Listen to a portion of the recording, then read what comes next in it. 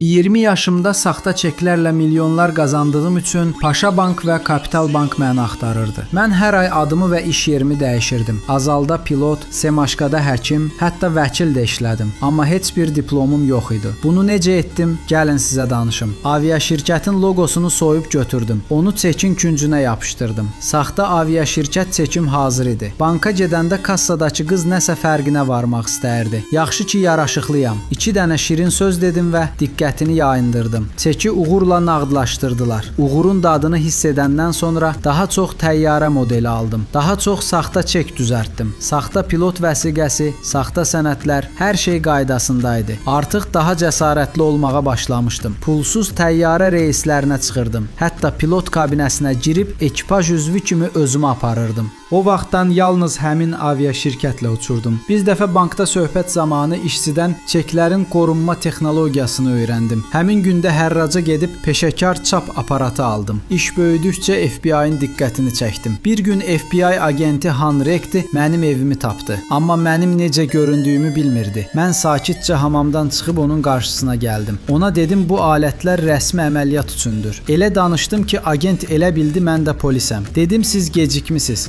Tərəfdaşım artıq şübhəlini saxlayıb. Agent sənəd istədi. Mən pulqabımı çıxartdım. Elə o açmaq istəyəndə dedim, bax tərəfdaşım oradadır, pəncərənin yanındakı adam. Əslində o mənim qonşum idi. Qonşuya 2 kəlmə dedim. Agent tam inandı. Mən sübutları götürüb çıxdım. Arxamca qışqırdı. Pulqabınızı unutdunuz. O pulqabını açanda içində yalnız cizgi filmi yapışqanları vardı. Mən onu aldadıb çoxdan aradan çıxmışdım.